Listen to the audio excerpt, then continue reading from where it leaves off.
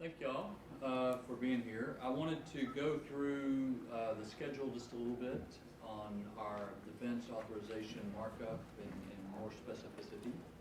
The subcommittees are going to hold their markups on the 20th and 21st of April. I think that I am scheduled to sit down with the Defense Writers Group on April 21st and kind of outline out the policy and priority items in this year's NDAA, and then I will release the chairman's portion of the mark on April 25th. The full committee markup will be April 27th, and then we expect to be on the floor in mid-May. The tentative date from the majority leader, I think, is that week of May the 16th. So that's kind of what we're looking at in getting things up and off the floor, and then giving Senator McCain a chance to do the same, and then get to conference. On the reform part of this year's bill, I'm going to be at Brookings on March 15th, in other words, week after next, and outline out the acquisition reform package that I intend to introduce as a standalone bill about that day, or about that time. And I want to kind of outline out what's in it and the reasoning and so forth. But like we did last year, I want to have words down on paper, put that out there for comment and suggestions, and get people's feedback before we have the markup on April 27th. There's two things that I am, or two areas, I guess, that I am primarily looking at. One, y'all heard me talk about before. I believe it's really important we find ways to promote experimentation and technology development separated from, or not necessarily a part of, a program of record. Programs of record ought to be primarily when the technology is already mature, so that we know how it's going to work, we know it will work, we know how much it's going to cost, and then we can go buy 1,000 or 2 or 3 of them. But at the same time, we need to try things and experiment and prototype and so forth. And we don't do enough of that because too often it has to be tied to a program of record. So separating that out somewhat to get better stability on the programs, but also promote the experimentation is one of my goals. Another area I'm looking at is continuing to look at this, at roles and responsibilities, who does what in acquisition, and including the role of the services versus the role of OSD, and particularly ATL. As y'all know, that was a subject that we had some provisions on in last year's bill, but you know, at one level you look at the programs and how they operate, and then the other level you look at the responsibilities. Who's the decision maker? And in a lot of respects, I'm looking at going back to basics here, adding a fundamental conclusion, I think, for any organization is simply adding bureaucracy to deal with a problem is usually not a very good answer. So we're looking at some things on, again, what the services do, what the Office of the Secretary does, who's the decision maker, who's held accountable, etc. And so that's part of what we'll be talking about week after next. Last point I wanted to mention is that last week the White House did not, in my view, comply with the law in submitting the report that was required of them regarding detainee policy. That includes Guantanamo and how or what and when and where they would intend to move those detainees, as well as what happens to other detainees that we might capture on the battlefield today. In addition, the administration failed to even give us a token effort on the requirement in the law that they provide a strategy against ISIS. Both of which are concerning, both of which are areas which I think we will want to continue to pursue, and then on a kind of somewhat related note, I guess, I have sent a letter to the Secretaries of Defense and State, as well as the White House, asking for clear, unequivocal answers about the status and the President's intentions with regard to the naval base at Guantanamo Bay, separated from the detention facility. But there's a variety of rumors and things going around, and so I've tried to ask for a clear statement on that. So that's what's on my list. What's on y'all list? On the Guantanamo Bay turnover to Cuba, the administration has said repeatedly that they have no plans to turn it over. Do you feel there's some wiggle room in what they're saying? I am asking them to put in writing a clear statement that they're not going to do that. And I admit a lot of this is rumor, but there's concern about the President's trip to Cuba, and I have a number of members coming up to me every time we come to vote and want to talk to me about this, and so I don't know. I think some of the press secretary's statements have not been as clear as they could be, and that I don't necessarily infer anything from that, but that's the reason I decided to ask for a clear statement that they're not going to do anything that would cause us to lose this important naval facility. Yeah.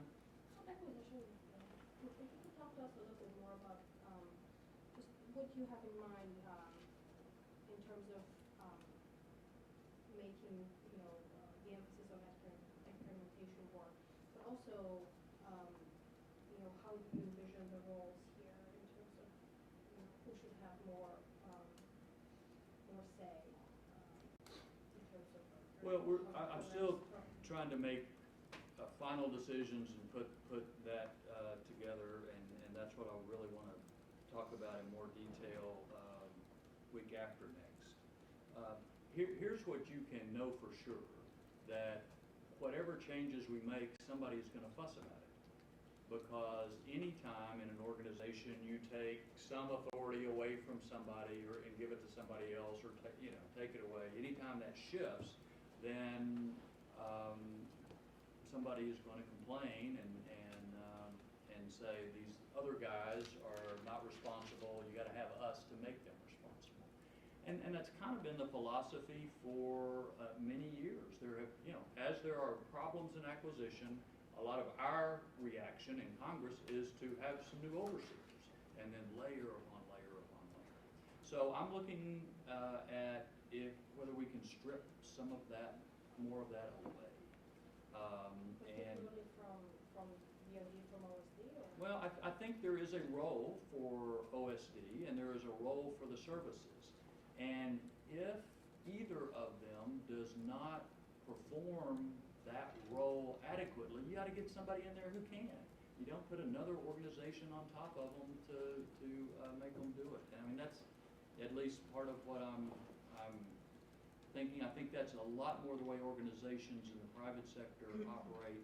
If somebody's not doing the job right, then you replace that who's responsible, the people who are responsible, and get somebody who can do the job right, rather than create another organization or a workaround in some way and just add to the delays and the confusion. So that's part of my thinking, but exactly how each, where responsibilities fall, will hopefully I can talk more about that in a week after next. Yeah. On the Gitmo plan and the lack of an ISIS strategy, you said both of those are areas you want to continue to pursue. What do you mean by that, and what are you envisioning happening next with both of those? Well, I think I'm as a matter of fact, I had somebody come up to me on the floor today and say, okay, they ignored us about a strategy against ISIS. conversations that we are having. I mean, at a minimum, it does not give the American people a lot of confidence in the administration if they cannot put down in writing what their strategy to really defeat ISIS is, more than a talking point. And to be fair, I think what we see is more ad hoc sorts of actions rather than a strategy that, to bring it all together. And so, as they get squeezed a little, as ISIS gets squeezed a little bit in Iraq and Syria, we see them squirting out more to Libya. We see them growing in Afghanistan as well as other places. And so that was part of the reason we felt you need a strategy to deal with this whole threat, not just what's happening in this country or that country. So I don't know what the specific actions will be on either front, but they are both issues that are not going to go away. ISIS is not going away. Hopefully we will have more people we capture and are able to interrogate and gather the intelligence from. We hadn't had many in the past. Hopefully we'll have more in the future. And so the detention plan moving ahead is also not going to go away. So we're going to, as I say, continue to pursue exactly in what ways in this year's bill. I can't tell you. Well, what, No. Oh, did you have a no, just, I mean, what can you do? I mean. Oh, we can always fence money and do a variety of options, and can you make the president submit a plan if he just refuses to? I don't know. In the last 7 or 8 months of an administration, as I say, I think if nothing else, it shows that there probably isn't a plan. But that's why you brainstorm, you think about the options, and see what makes sense under the circumstances. Going back to acquisition reform, I was wondering what you see in terms of this idea of unshackling DoD from new START regulations. Is this something that will be part of the I'm bill sorry, tell me proposal? that one more time. Sure, unshackling the Defense Department from new START regulations to help make it easier for new START development to happen sooner, as well as with less approvals. Is something that you're planning on including in the bill? Well, you look at. I think I know what you, if we're under a CR, which I hope we're not, then obviously you can't have new starts and you have to keep doing old things that you were doing. It's always bad. But I think what you're talking about is, and we've gotten testimony in some of the hearings that we've had, that it would really be helpful if there was a small fund that DoD could use to begin at least design work on a program without waiting for the whole budget cycle to come back around and to get it all approved. And obviously, if one were going to do that, there would have to be very careful mechanisms for the oversight of that fund to make sure that they are accountable for how it's spent. We have visibility in how it was spent and so forth. So I am certainly interested in exploring that idea. I think both DoD witnesses and outside witnesses were very persuasive about the time delays and how they can really speed up programs a year or two with just a little bit of design money. But as I say, we've got to be sure we fulfill our responsibilities under the Constitution as well. All of that goes to, y'all heard me about this over and over probably, but we just have to be more agile and respond quicker to a world full of complex threats where technology changes so fast. And a mechanism like that helps make us more agile. Now, can we do it in a way that reassures all the different committees and so forth about their oversight? That's what we're trying to work our way through. So is that, just a quick follow-up, is that something that we can see then in this proposal that? Well, it's not just about us, as I say, it's about other committees too, with whom we are talking. And so I'm very sympathetic with the notion as these witnesses have laid it out. Now, you gotta take something from a notion into black and white, okay, exactly how that would work, et cetera, and that's what we're trying to do right now. Thanks. Mr. Chairman, since last night, a large number of conservative national security voices, from Mitt Romney, John McCain, Fran Townsend, Michael Chertoff, have all described Donald Trump as unfit to be commander-in-chief. Romney said this morning that Trump's policies will make the world and the United States less safe, and he was backed very strongly by McCain. I'm interested in your thoughts on Mr. Trump, and what he has said, and do you believe he is fit to be commander-in-chief? I really am focusing my attention on the challenges in front of me and not so much on the rhetoric in the presidential debate. I think there's a lot at stake in who our next president is. National security is the first function of the federal government. Commander-in-chief is key. But you know, this thing has been incredibly, the unexpected has happened in the presidential race so far. It's been somewhat volatile, and I suspect there will be more unexpected things happen. So in the meantime, I've got a plate full right in front of me, and I'm just going to focus on my job right here.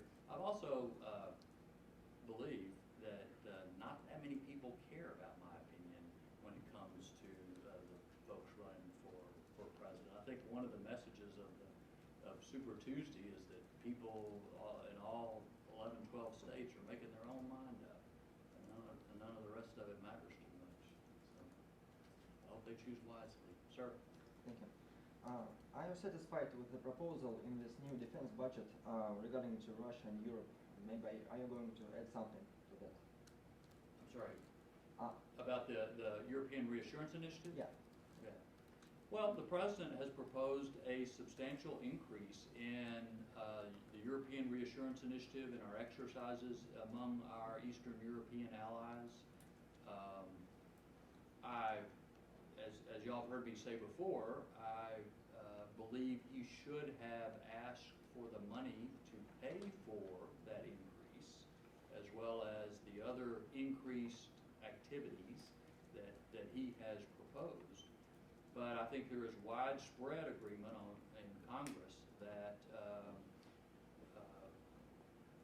it makes sense to have more exercises with our European allies and NATO, and to make it clear to Mr. Putin that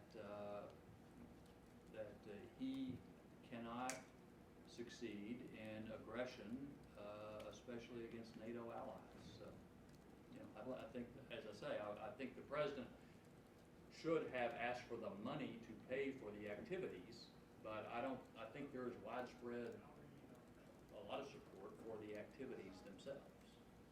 This year we have a fund for little weapons for Ukraine. And what about next year? We'll see. As you know, I strongly support providing defensive weapons for Ukraine, and I think that is a very strong majority opinion, again, on both sides of the aisle, on both sides of the Capitol. Exactly what provision is in this year's bill, I don't know yet.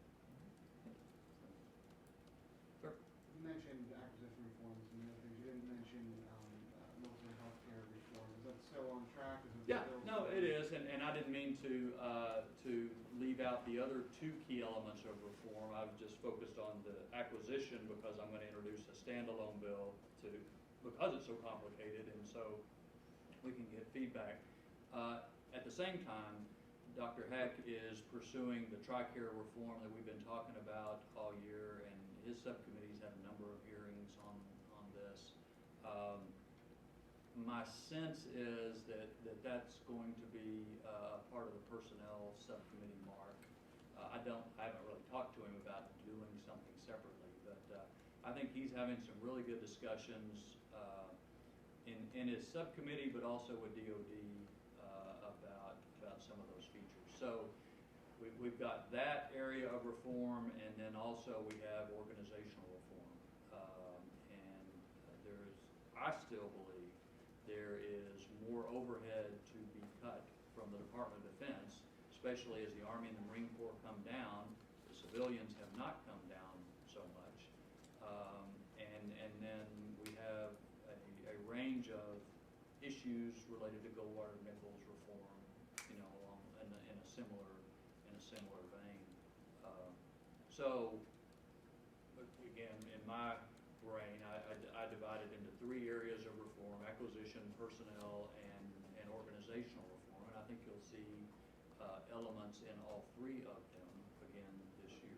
How ambitious will we see the organization reform? I mean, if you're talking about those civilians and those drawdowns, are we gonna be specifying positions to be cut? Are we gonna get into? Well, we're still working through the details. I was interested. I think McCain had a really interesting series of hearings last fall where he had all sorts of folks come in and kind of talk about broad organizational reform at DOD. I went back and read all of the testimony from those hearings. There is widespread agreement, including among people who have served in the Obama administration, that the Pentagon is too top-heavy. And it's not just the Pentagon. There's a lot of concern that the combatant commands are too top-heavy as well. So, you know, I don't know that it makes sense for us to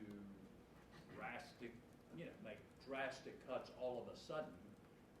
We made some progress on that issue last year, but I'm interested in making more progress so that more taxpayer resources can go to those people on the front lines who are defending our freedom.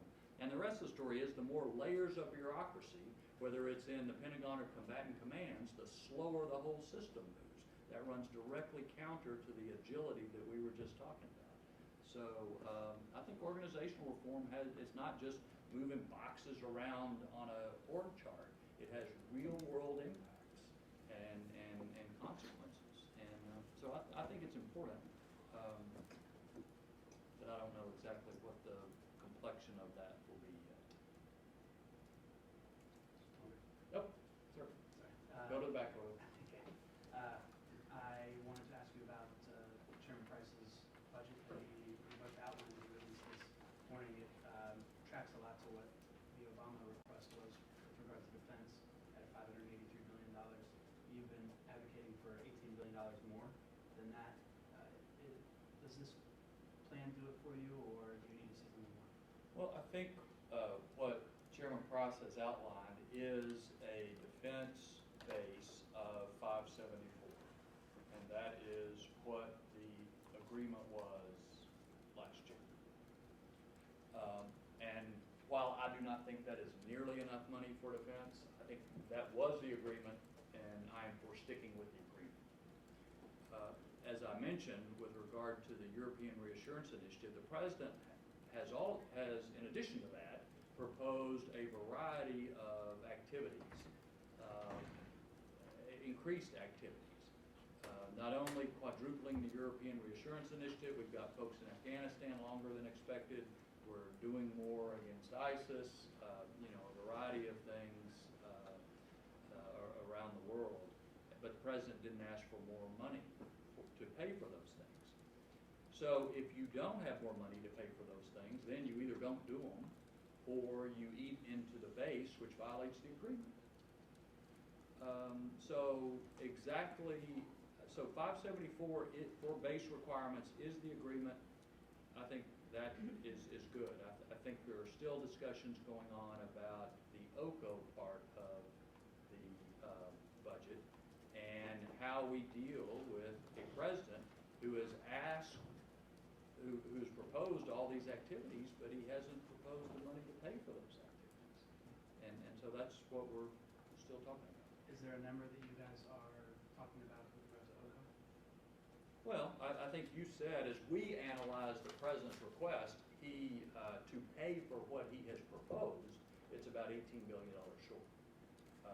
Now, again, people can have different opinions about whether he has proposed to do the right thing or not.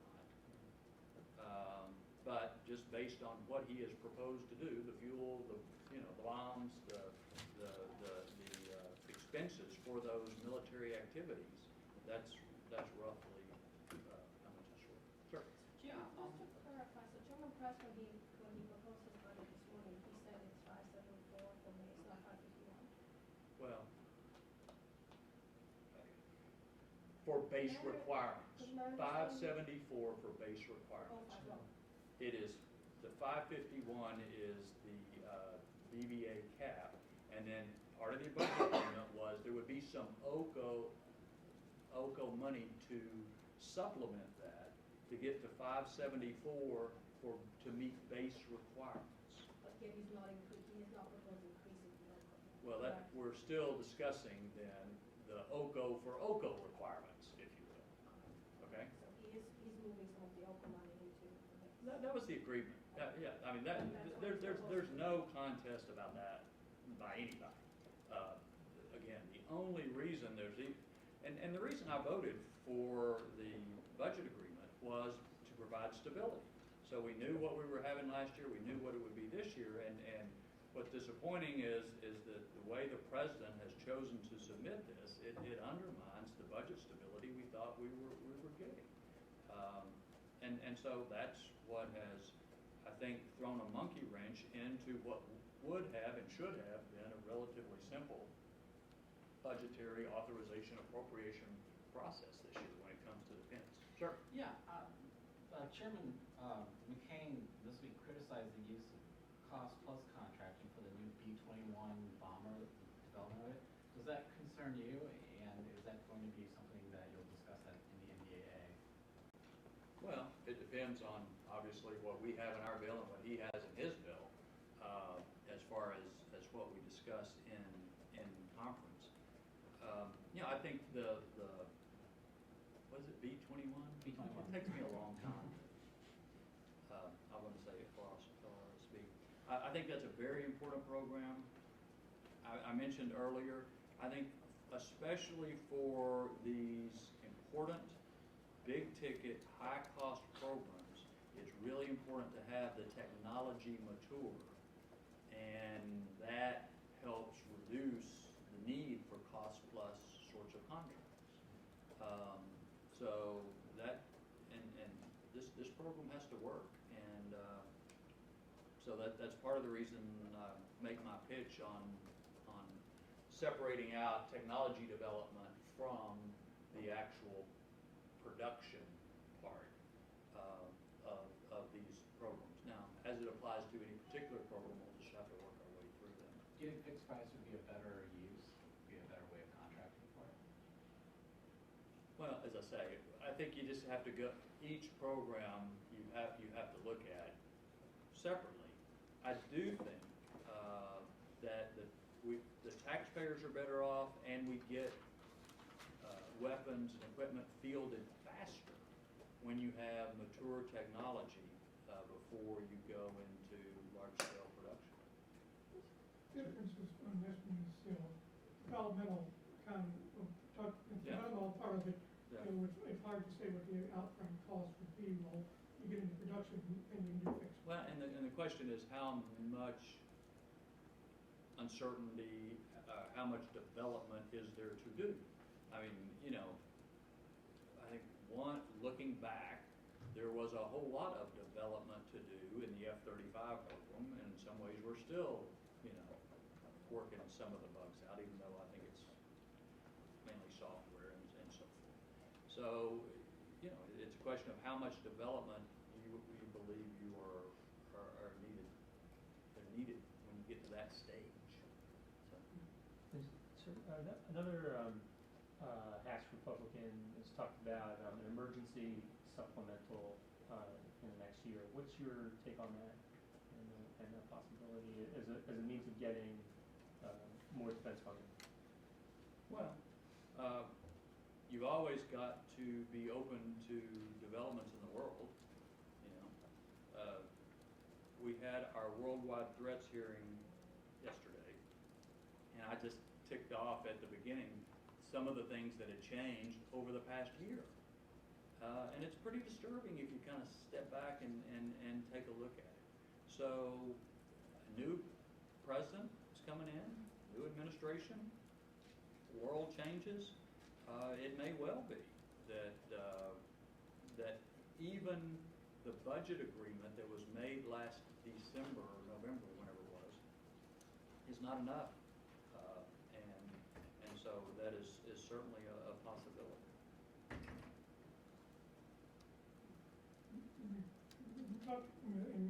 Going back to what you consider the real agreement, three-year budget agreement, some of your colleagues from the Republican side want to go back to the PCA levels, which would take a whole lot. How do you think that's going to be? I don't think we can do that, certainly on defense. Yeah, there are some people who were against the budget agreement. And, I don't know that they're gonna change their opinion about that. My opinion was that even though it was not enough money for defense, that the stability that was achieved and by agreeing to it was very valuable. And particularly given the short-term CRs and the other things we've all experienced recently, it was worth doing to take us to the end of the Obama administration, and a new administration could come in and take a fresh look at what our needs were and what was happening in the world. So, not everybody shared that view, unfortunately. Yeah, sure. Yeah. Okay. Again, back to the conversation about terrorism in the Middle East. Yes, ma'am. How have the conversations been going behind the scenes on developing an AUMF from Congress rather than waiting for the White House? We've had some listening sessions among House Republicans about an AUMF. The Speaker has asked that be done, and so we've been doing that. My view continues to be that we should have an AUMF that we vote on, and I think as ISIS spreads to more countries around the world, it only reinforces the importance of making it clear that the military is authorized to use force against them. But as I've said before, part of the pushback that I get is we have a commander-in-chief who not only is not serious about following through on his promise to degrade and destroy ISIS, he won't even send us a plan on how to do it. So why should I authorize the use of military force when the commander-in-chief is not serious about the mission? And I understand their point. I still think the Constitution puts that on our shoulders. But those are the, I've just given you the 1 minute or 45-second summary of what a lot of these listening sessions boil down to. But there continuing to be conversations, and I don't know for sure where they will lead. There are members who are on both sides of whether we should bring that up for a vote. You don't sound very optimistic. Well, because I understand the no side of the argument.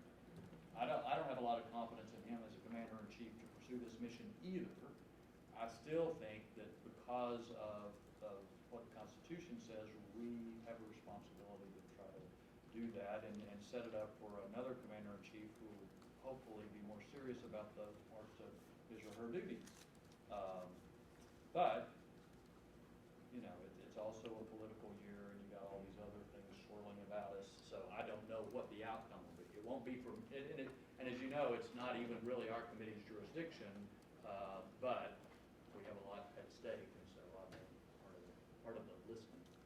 So quick question on that position of phone. Do you think the milestone decision of voting for this distributed correctly, is it something that you might be looking at? Well, that is part of what I'm looking at. At what point,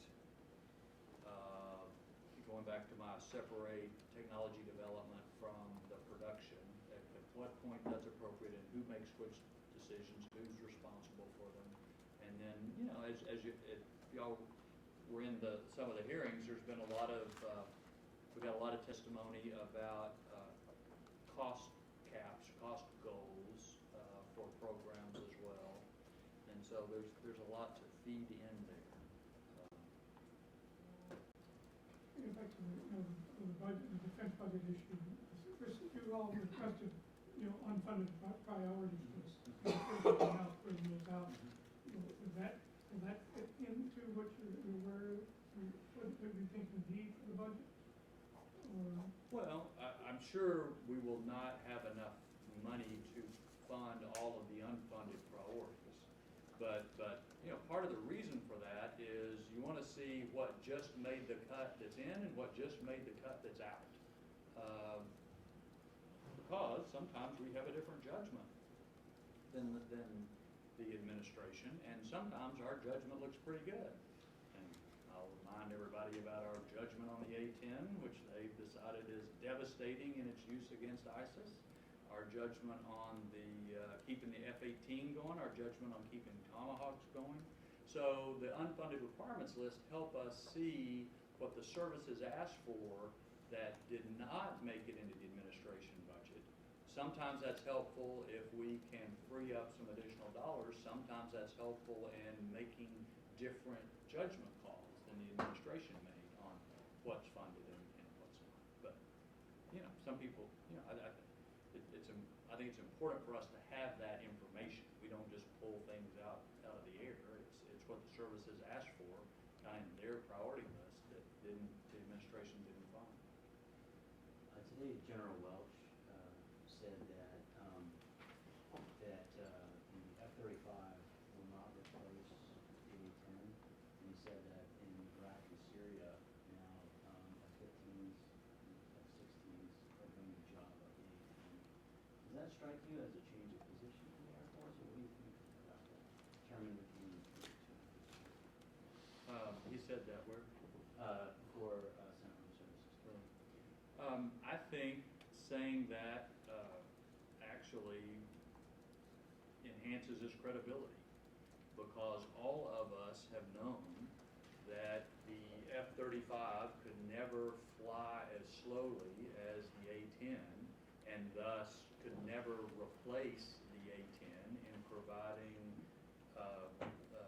support for ground troops. I mean, everybody knew that. And so the argument that we can get rid of the A-10 because the F-35 is going to come and do its mission for it, it could not replace it.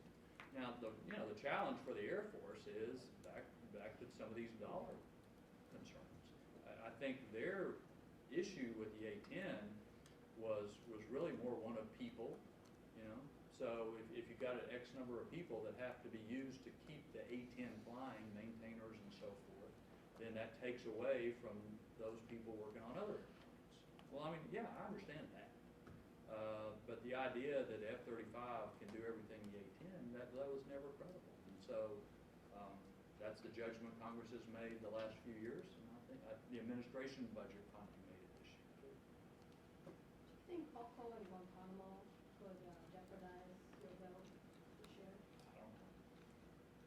I know that had he you're on a threatened- aggressive schedule to Yeah. have it, Yeah. We're potentially trying. sending to law in July. Yeah. Or, I mean, the president's threatened to veto our bill over Guantanamo every year I've been here, including when the Democrats were majority, and it was in there. Sure, he could say that, I'm sure he will, and then we'll just take it step by step and see what happens.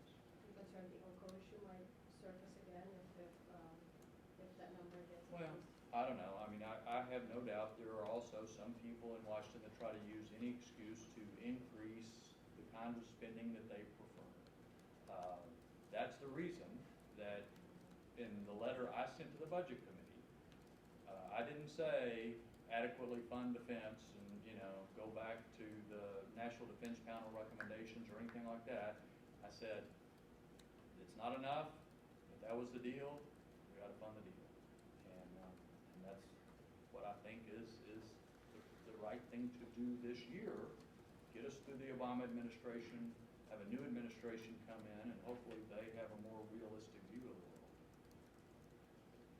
There are still divisions in your conference, though, about how to pass a budget. Yeah. If you can't pass a budget, that results in a CR. What are the consequences of that from a defense standpoint?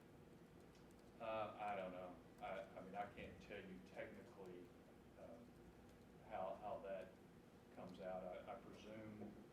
you know, there can still be mechanisms to proceed, certainly with our authorization bill, you know, what that means for the appropriations process. I know you'll have to talk to them about that. I mean, I think the speaker's pretty clear that we do better with a budget and a regular appropriation process. If that is not an option for some reason, then he and the appropriations committee is gonna have to figure out, you know, where you go from there. All right, see y'all. Thank you. Y'all too.